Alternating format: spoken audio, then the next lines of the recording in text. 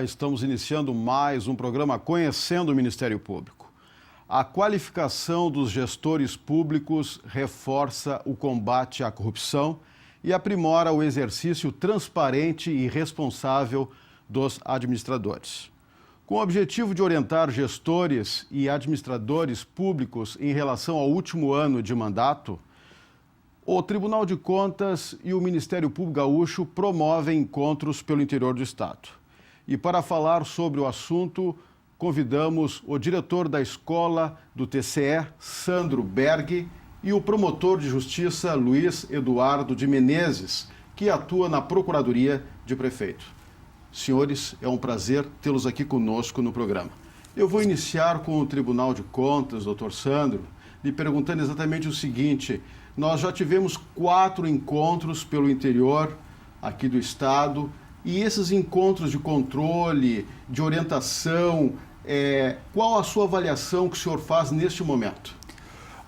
Olá a todos, é uma grande satisfação estarmos aqui falando desse encontro que é uma marca histórica já no Tribunal de Contas, e nessa última edição, nesse chamado 10º ERCO, nós contamos com a participação do Ministério Público, que vem qualificando essas 4 edições primeiras que estamos fazendo já esse ano. O grande objetivo dele é justamente orientar os administradores no último ano de mandato, que acontece no ano que vem, em 2012. Ele inova neste particular, na medida em que antecipa o último ano de mandato. Historicamente, fazíamos esse evento no último ano, e então a avaliação que fazemos deste evento, dessas 4 edições que já aconteceram em Porto Alegre, Caxias do Sul, Erechim e Passo Fundo, muito boa, uma participação muito interessante, um trabalho técnico bastante focado naqueles objetivos que foram traçados para o encontro, tanto na participação do Tribunal de Contas como na participação do Ministério Público, mostrando para os administradores públicos, para os servidores municipais que participam e acorrem a esse evento em grande número, mostrando as nossas preocupações, as preocupações do tribunal, pensando numa boa administração pública, as preocupações do Ministério Público, pensando também em evitar, em antecipar eventuais problemas que venham a ocorrer no último ano de mandato. A avaliação, portanto, em última análise, é bastante positiva, né?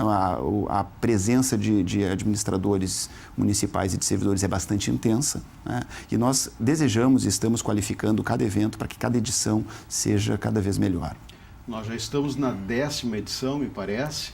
A grande diferença, então, deste encontro que está acontecendo para os outros é essa antecipação, esse prazo maior que tem os gestores públicos para, digamos assim, acompanharem essas orientações do TCE e do Ministério Público. Sem dúvida nenhuma. O que fazíamos no passado era, no último ano, lá em setembro, outubro, dizer para o administrador que ele não poderia ter feito isso no último ano de mandato, né? Então, nós inovamos esse ano, antecipando esse problema e trazendo várias inovações que a legislação, que o ordenamento legal, de forma geral, estabelece para a administração pública, né? E uma participação do Ministério Público bastante intensa na questão da responsabilidade administrativa, da responsabilidade penal também.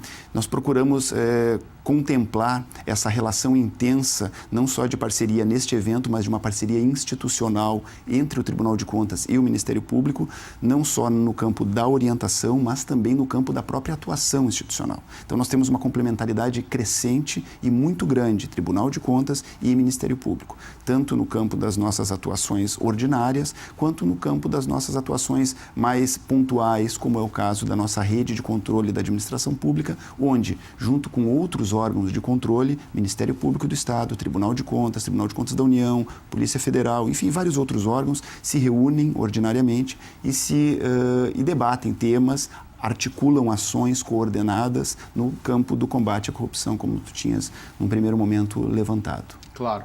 Nesses encontros, doutor Luiz Eduardo, participam principalmente prefeitos, vereadores. Nestas ocasiões, o que o Ministério Público tem passado? Qual é a mensagem do Ministério Público para esses gestores? Justamente, na medida em que são realizados tais encontros regionais, não poderia o Ministério Público de forma alguma se furtar de aceitar a conclamação do Tribunal de Contas do Estado em participar desse tipo de evento, porque se trata de uma oportunidade ímpar para que o Ministério Público e o Tribunal de Contas também tenham acesso, contato direto com os administradores municipais e com eles não só trocar ideias, mas principalmente alertá-los das principais situações em que eles possam vir a incorrer em irregularidades administrativas, ilegalidades propriamente ditas, e ao final acabando sendo responsabilizados, inclusive penalmente e administrativamente por ato de improbidade administrativa.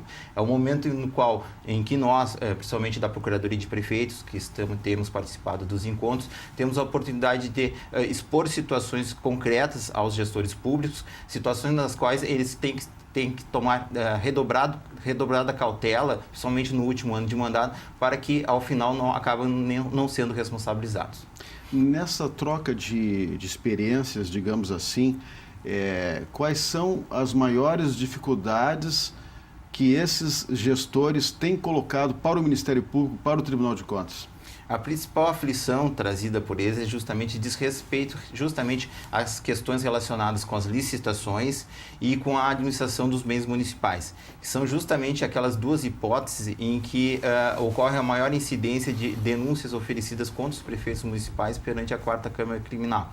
Praticamente posso dizer aos senhores que 50% das denúncias oferecidas por nós perante a 4ª Câmara Criminal dizem respeito a crimes licitatórios, crimes da Lei 8.666 de 93 e crimes do Decreto-Lei 201 de 67, os crimes de responsabilidade dos prefeitos municipais.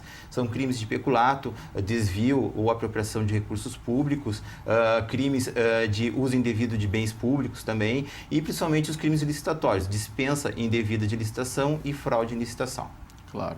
Nesse momento que vivemos de notícias de corrupção, doutor Sandro, em que várias instituições, digamos assim, querem combater a corrupção, é importante essa parceria que o Tribunal de Contas faz com o Ministério Público para fortalecer o controle público, digamos assim, e também a transparência. Sem dúvida. O grande mote da atuação do Tribunal de Contas nos últimos anos tem sido a orientação.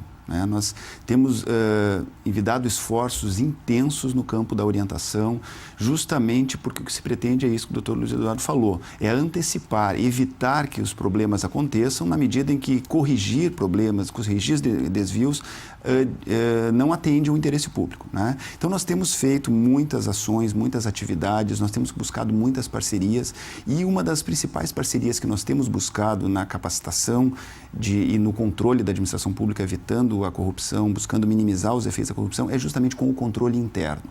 Um esforço muito grande tem sido feito na capacitação dos órgãos de controle interno, sobretudo os municipais. Então, a nossa ideia é que dentro da administração pública nós tenhamos controles internos bastante fortes e intensos, que antecipem, que evitem que aconteçam esses desvios, essas irregularidades, por vezes de natureza formal e que acabam depois gerando implicações muito maiores para a administração pública. Então, o Tribunal de Contas tem investido na capacitação desses agentes sistematicamente, não é pequeno o esforço que se faz nesse campo. E os frutos que se colhem são intensos.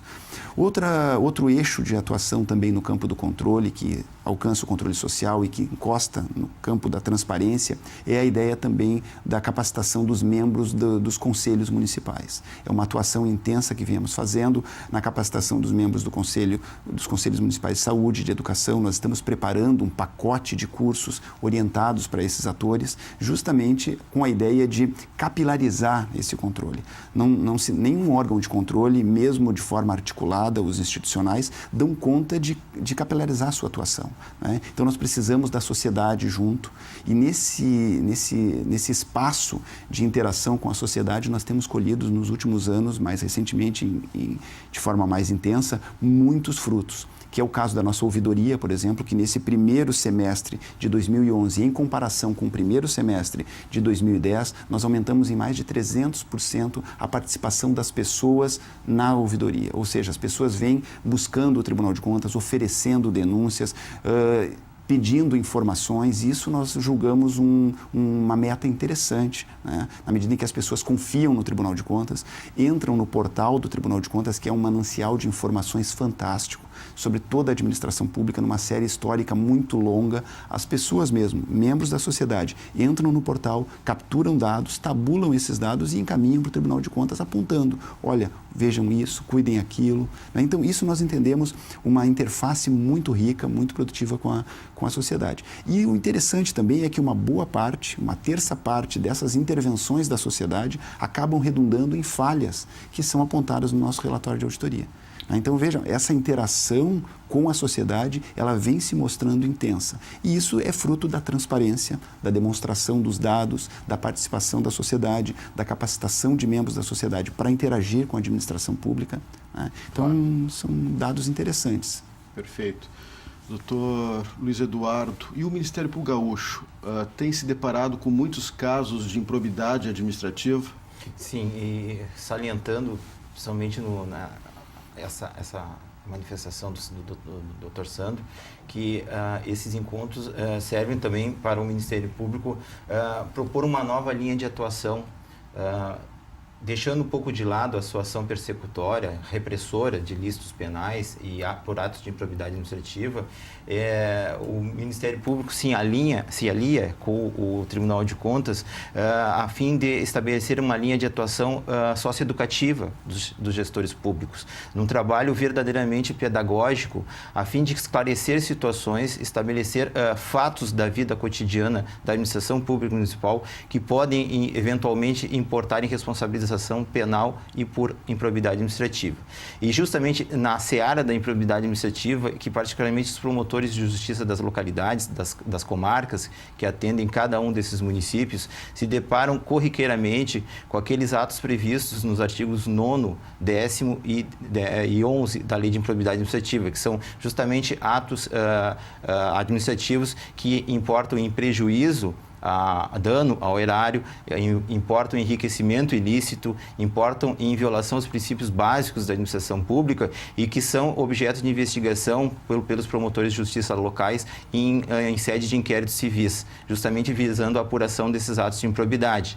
E são corriqueiramente também, sistematicamente encaminhados tais investigações locais, impelidas pelos promotores de justiça locais, à Procuradoria de Prefeitos, para fins de eventual responsabilização dos gestores municipais por prática de ilícitos penais, porque geralmente o ato de improbidade administrativa implica em responsabilização criminal também